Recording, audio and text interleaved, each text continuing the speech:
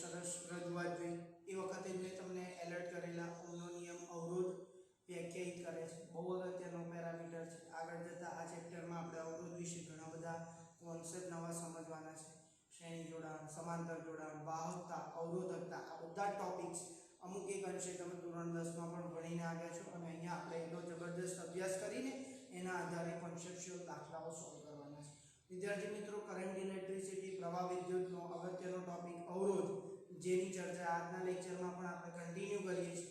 ગઈકાલ સુધી આપણે એની વ્યાખ્યા મતલબ કે એનો નિયમ, એનું સૂત્ર, એની સમજણ એ કોના પર આધાર રાખે એનો જવાબ તમને પેન્ડિંગ હતો એ આજના લેક્ચરમાં સોલ્વ થશે.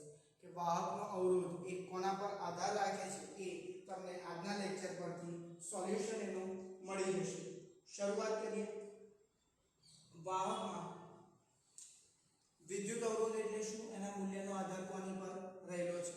તો વાહકમાં વ્યાખ્યા લખી, વિદ્યુત ભારોની ગતિનો વિરોધ કરવાના ગુણધર્મને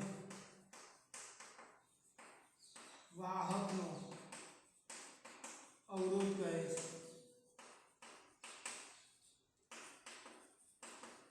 પહેલો પ્રશ્ન જે હતો એ આપણો સોલ્વ થયો. વિદ્યુત અવરોધ એટલે શું? અવરોધ લખવું કે વિદ્યુત અવરોધ લખવું બંનેનો અર્થ સરખો જ લેવાનો, કારણ કે આપણે જે કાંઈ પણ ચેપ્ટર ભણી રહ્યા છે બધા વિદ્યુતને લગતા છે. બરાબર, જેમ કે સ્થિતિમાન બોલું કે વિદ્યુત સ્થિતિમાન, બંનેનો અર્થ સેમ જ લેવાનો. ઉર્જા બોલું સ્થિતિ ઉર્જા, તો એનો અર્થ એવો નથી કે આપણે કાર્ય ઉર્જા પાવરની વિદ્યુત સ્થિતિ ઉર્જાની વાત કરીએ. અત્યારે આપણી વાત વિદ્યુતના સંદર્ભમાં જ છે.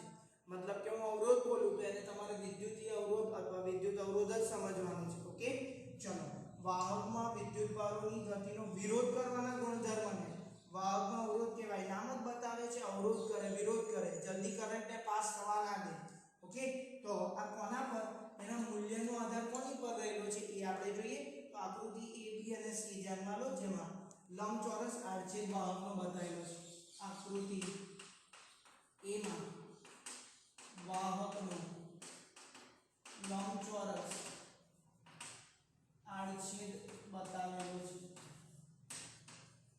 દર્શાવેલો છે.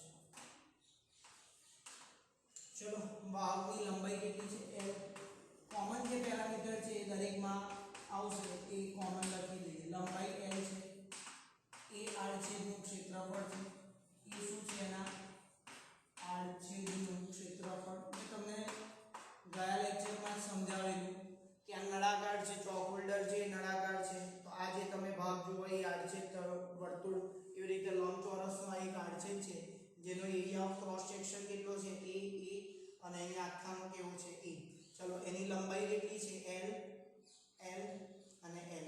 ઓકે, તો આકૃતિ A માં આપણે એક બેઝિક સમજણ બતાવેલી છે. ઓમનો નિયમ યાદ કરીએ. ઓમના નિયમ પરથી આપણે આકૃતિ B માં શું કર્યું? આવા બે સરખી લંબાઈના, બે સમાન લંબાઈના લંબચોરસ આડછેદને જોઈન્ટ કર્યા. ઓમના નિયમ પરથી V બરાબર IR બરાબર, આનો ઉપયોગ આપણે કરીશું આગળ સોલ્યુશનમાં. ચલો, આ B આકૃતિ મુજબ, આકૃતિ B પ્રમાણે શું લખી શકાય? આકૃતિ B માં આવા બે લંબચોરસ આડછેદને દર્શાવેલા છે. બોલો, કેવી રીતે દર્શાવેલા છે? તો વિદ્યાર્થી મિત્રો, સામાન્ય હકીકત જોઈએ તો આમાં કરંટ કેટલો જતો હતો? I. આમાં કરંટ કેટલો જાય? I. વિદ્યુત પ્રવાહ પસાર કરીએ તો આના બે છેડા વચ્ચે પોટેન્શિયલ ડિફરન્સ કેટલો હતો? V. તો આના બે છેડા અક્રોસ કેટલો આવશે? V. એનો એક દોરેલો છે લંબચોરસ આડછેદ. આ પણ બીજો લંબચોરસ આડછેદ છે, તો એના બે છેડા વચ્ચેનો વોલ્ટેજ કેટલો આવશે? V. ચલો, આમાંથી વિદ્યુત પ્રવાહ જે જતો હશે એનો એ જ વિદ્યુત પ્રવાહ આગળ જશે. મતલબ પ્રવાહ કેવો રહેશે? આકૃતિ B માં પ્રવાહ કેવો રહેશે? સમાન. I સમાન રહેશે. I કેવો રહેશે? સમાન. અને વોલ્ટેજ કેટલો થશે આ આખા છેડા વચ્ચે? V + V એટલે 2V. તો ઓહમનો નિયમ પરથી R બરાબર V/I અને આને RC કહીએ છીએ. કોમ્બિનેશન કર્યું, બે લંબચોરસ વાહકને જોઈન્ટ કર્યા. તો RC એટલે શું? સંયોજક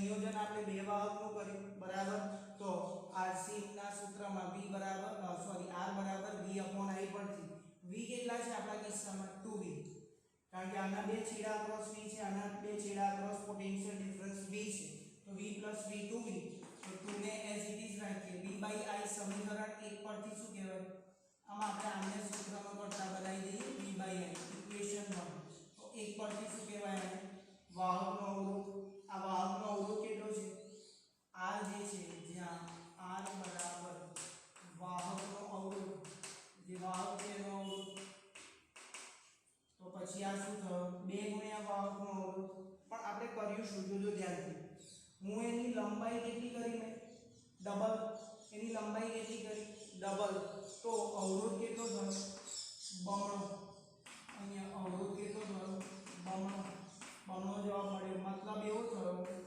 સારાંશ શું સમજ્યા આપણે r is proportional to l equation number 2 શા માટે કે r proportional to l લખ્યું ફરી એક વખત જોઈ લો મને મળતો જવાબ 2 ગુણ્યા અવરોધ મળ્યો એટલે એક ચોસલાનો અવરોધ r હતો તો આ ડબલ લેન્થ થી બીજું ચોસલું બતાવ્યું એનો અવરોધ બમણો આવ્યો મતલબ લંબાઈ બમણી કરતા અવરોધ કેવો થાય છે બમણો તો r અને l કેવા છે સમપ્રમાણમાં r અને l કેવા પ્રમાણમાં છે સમપ્રમાણમાં અહીંયા લખી શકો તમે લંબાઈ બમણી કરતા અવરોધ બમણો થાય છે લંબાઈ બમણી કરતા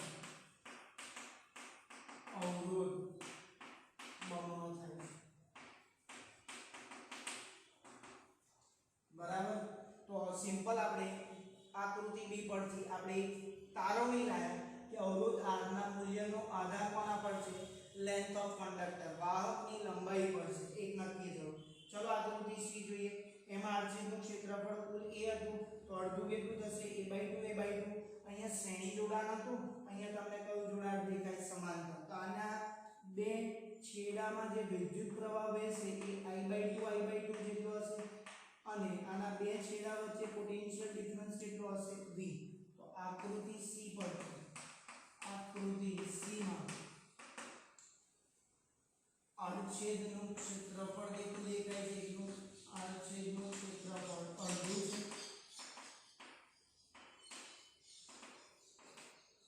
તેથી તેમાંથી વહેતો પ્રવાહ કેટલો થશે અડધો થશે વહેતો પ્રવાહ I/2 જેટલો થાય ફરી ઓહમનો નિયમ વાપરીએ અવરોધ અહીંયા R1 કહીએ અહીંયા એક વાહકના ચોસલાનો અવરોધ R1 કહીએ R1 બરાબર શું થશે ચલો R એટલે v/i પણ I કેવો છે અડધો થાય છે જે આકૃતિમાં આપણે જોયું તો 2v/i થશે પણ v/i ને 1 પરથી શું કહેવાય અવરોધ કહેવાય અહીંયા પણ આપણે 1 નો ઉપયોગ કર્યો અહીંયા પણ સમીકરણ 1 નો ઉપયોગ કર્યો ચલો અહીંયા અવરોધ કેટલો થયો બમણો પણ શું કરતા અવરોધ બમણો થયો તો જોજો આડછેદનું ક્ષેત્રફળ મેં કેટલું કર્યું અડધું આડછેદનું ક્ષેત્રફળ કેટલું કર્યું અડધું ત્યારે મળતો અવરોધ કેવો છે બમણો જે વાહકના અવરોધ હતો એનાથી બમણો મળ્યો એનો અર્થ એવો થયો સારાંશ શું થયો અહીંયાથી કે આડછેદનું ક્ષેત્રફળ અડધું કરતા વાહકનો અવરોધ બમણો થાય છે તો પછી આપણે આગળ શું લખી શકીએ વિદ્યાર્થી મિત્રો સમીકરણ નંબર 3 ચલો 2 અને 3 ને કમ્બાઈન કરીએ આ પણ અવરોધ હતો આ પણ અવરોધ છે આનું લોજિક શું આવ્યું r is proportional to 1/e r is proportional to 1/e કેમ ક્ષેત્રફળ અડધું કર્યું તો અવરોધ કેવો થયો બમણો એટલે વ્યસ્ત પ્રમાણ થયું તો આને સમીકરણ નંબર 4 આપીએ ચલો 2 અને 4 ને કમ્બાઈન કરીએ r કોના પર આધારિત હતો l પર બીજું r કોના પર આધારિત આવ્યો 1/a પર હવે નેક્સ્ટ આપણે જે કેલ્ક્યુલેશન કરીએ એમાં 2 અને 4 ને કમ્બાઈન કરીએ 2 અને 4 પરથી શું લખી શકાય અવરોધ એ r ચલે છે l/a સપ્રમાણતાની નિશાની કાઢીને બરાબર મૂકીને કોઈ અચળાંક મૂકવો પડે જેને આપણે કહીએ છીએ વાહકનો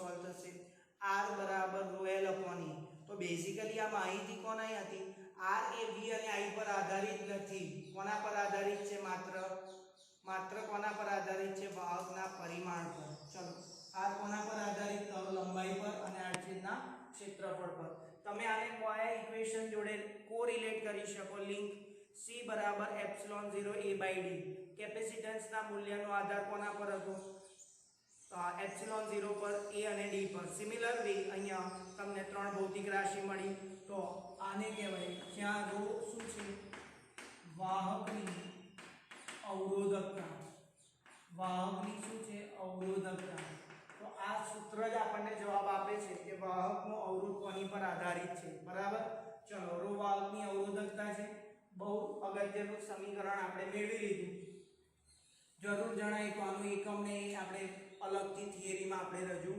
કરીએ બરાબર તો આ r બરાબર ρl / e બહુ અગત્યનું સૂત્ર છે આગળ વધીએ નવો ક્વેશ્ચન એક વિચારીએ વાહકની અવરોધકતા પર નોંધ લખો ચલો વાહકની અવરોધકતા સંજ્ઞા શું છે ρ હમણાં સૂત્ર લાયા r બરાબર ρl / e ફરી લખ્યું r બરાબર ρl / e પરથી ρ ને સૂત્રનો કરતા બનાવીએ તો ra / l થાય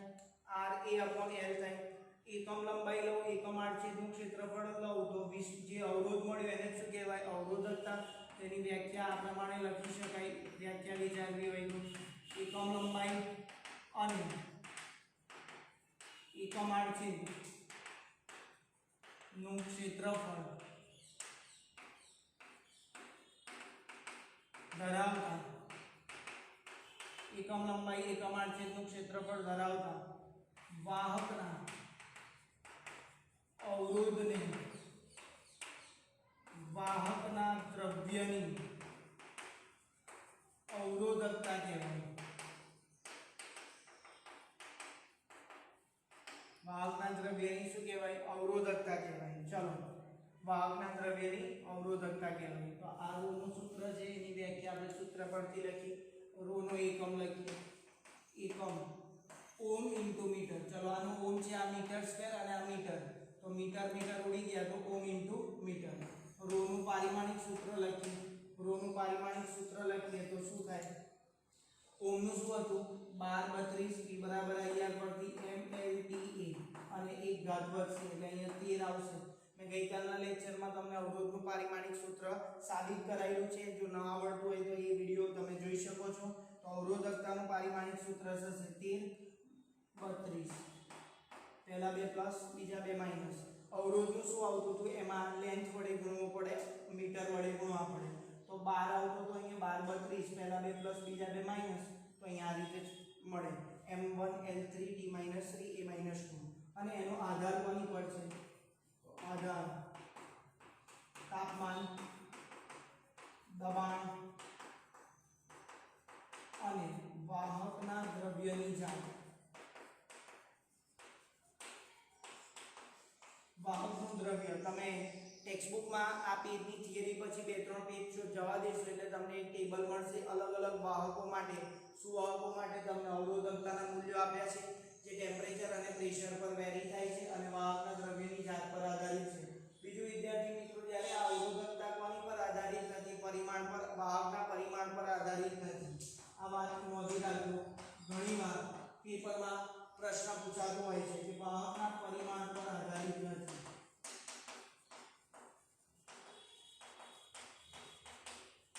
એલ્યુમિનિયમ થી હું કોપર પર જઈશ તો અવરોધકતા બદલાશે એવું કહે છે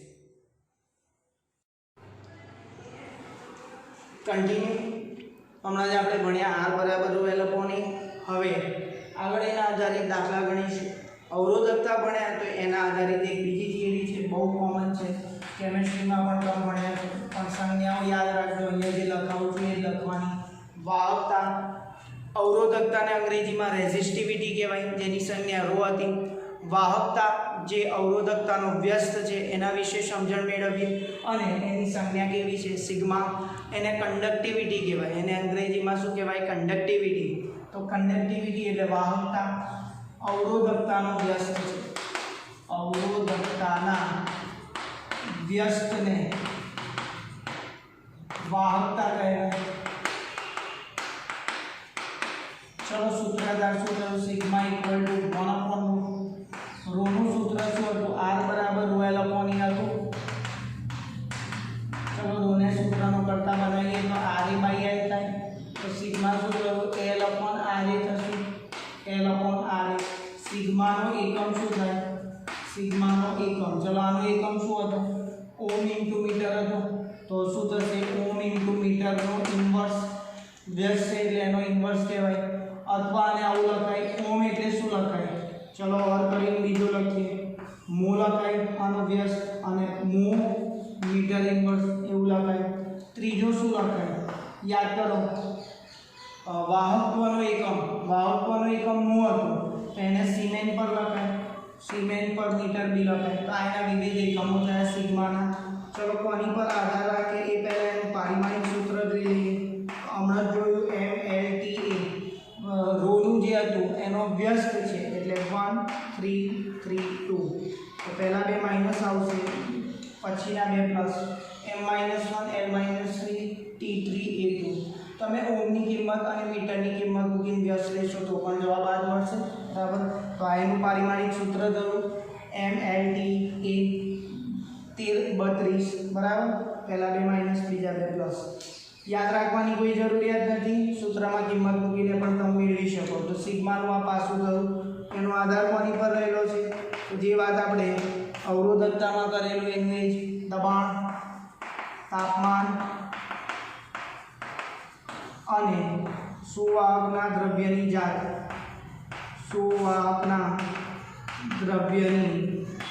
જાત પર રહેલો છે चलो अहीं पण सेम बात वाहकता ए मटीरियल ए वाहकता परिमाण पर आधारित नहीं लंबाई क्षेत्रफल बदलता वाहकता बदलाशे नहीं बराबर एल्युमिनियम नो वाहक हशे एल्युमिनियम की वाहकता जे हशे ए ज रहेशे तो आ एक सिंपल आइडिया जो कंडक्टिविटी वाहकता सिग्मा आगळ आपणे बे दाखला आपणे सॉल्व करीशुं दाखलाओथी तमने जे थियरी आपणे भणीए छीए वधारे कॉन्फिडन्स आवे वधारे डेवलप थाय अने तमारी समजण वधे माटे तमने प्रॉब्लेम्स आपेला होय छे तो प्रॉब्लेम ने खाली प्रॉब्लेम तरीके ना लेता के खाली दाखलो थई गयो ए तरीके ना लेता एमां तमे थियरी पण समजવાનો प्रयत्न करजो जेथी करीने गुजरात बोर्डना अने गुजसेटना जे एमसीक्यू होय छे एकदम सरळताथी कोई पण बर्डन वगर जवाब आपी शकशो बराबर हुं जे कहूं छुं ए खास ध्यान राखजो स्वाध्यायનો 3.6 छठ્ઠો દાખલો જેમાં કોઈ વાહકની વાત કરેલી છે સુવાહક એની લંબાઈ આપી છે 15 મીટર એના આડછેદનું ક્ષેત્રફળ છે 6 × 10⁻⁷ મીટર સ્ક્વેર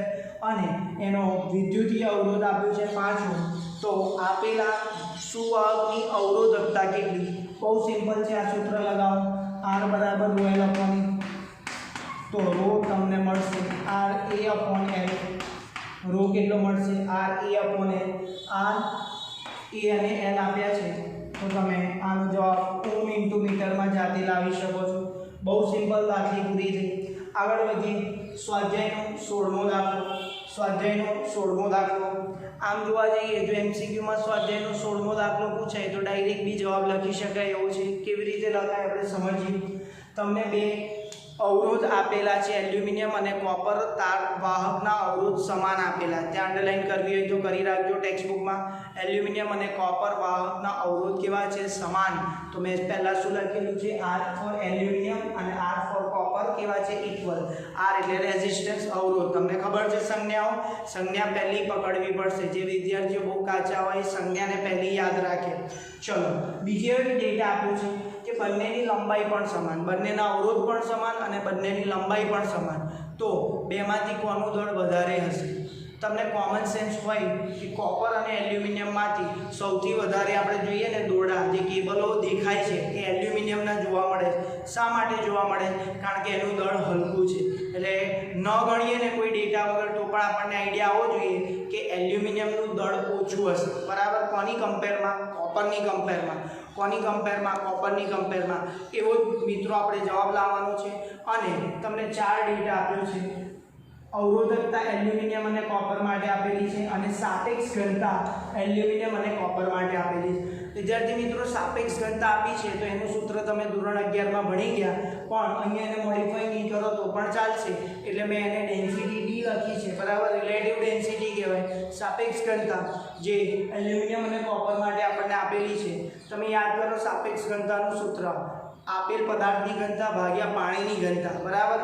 તો સાપેક્ષ ઘનતાને પાણીની ઘનતા વડે ગુણીશ તો બંનેને ગુણવા પડશે, પણ આપણા કેલ્ક્યુલેશનમાં બંને ઉડી જાય છે એટલે એની કોઈ અત્યારે ચર્ચા કરતા નથી. વિદ્યાર્થી મિત્રો આપણને પૂછ્યું કોણ હલકો તાર હશે, કયો વાયર હલકો હશે, એલ્યુમિનિયમ કે કોપર. મેં આન્સર તમને આપી દીધો. હજી એક ક્વેશ્ચન અંદર પૂછેલું, શા માટે ઓવરહેડ કેબલ જે પાવર કેબલ છે એમાં એલ્યુમિનિયમના તાર વપરાય છે? તો એનો જવાબ આ છે કે એનું દળ ઓછું હશે. સોલ્યુશનમાં જોઈએ, આ આપણો ગિવન ડેટા છે. અવરોધ સમાન, લંબાઈ સમાન, અવરોધકતા આપેલી છે અને સાપેક્ષ ઘનતા આપેલી છે. આને આપણે ટાર્ગેટ કરીએ. R aluminium = R copper. R નું સૂત્ર લગાવો જોઈએ. રો એલ્યુમિનિયમ માટે, L બંને માટે સરખો છે. R છેદનું ક્ષેત્રફળ A ફોર એલ્યુમિનિયમ = રો. ચલો કોપર માટે અવરોધકતા મટીરીયલ, હમણાં જોયું અવરોધકતા કોનો ગુણધર્મ છે? વાહકના દ્રવ્યની જાત પર આધાર રાખે. અહીંયા જાત બદલાઈ ગઈ, એલ્યુમિનિયમની કઈ હતી? કોપર. તો રો બદલાશે. લંબાઈ આપણને સરખી આપી છે અને R છેદનું ક્ષેત્રફળ બદલાશે. લંબાઈ કેન્સલ થઈ ગઈ, તો rho for aluminium upon rho for copper that is equal to A aluminium upon A copper થશે. ઇક્વેશન નંબર 1 આપી દઈએ આને. મારી જોડે આ બેનું વેલ્યુ છે પણ ક્ષેત્રફળની વેલ્યુ નથી. ક્ષેત્રફળની વેલ્યુ શોધવા માટે કયું લોજિક લગાવીશું? ચલો ઘનતા બરાબર દળ ભાગ્યા કદ, ઘનતા બરાબર દળ ભાગ્યા કદ પરથી. ચલો દળને સૂત્રનો કરતા બનાવીએ. દળનો ગુણોત્તર લઈએ, માસ ફોર એલ્યુમિનિયમ અપોન માસ ફોર કોપર. ચલો એલ્યુમિનિયમ આવી રહ્યું દળ એટલે શું? ઘનતા ગુણ્યા કદ. ઘનતાને હું D લખું છું અને કદને હું એરિયા ઇન્ટુ લેન્થ લખાય. ફરી ઘનતા એટલે શું?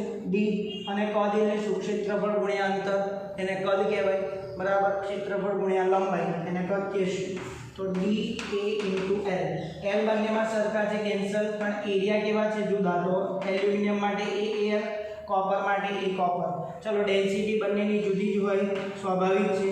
તો આપણને આ સૂત્ર મળ્યું.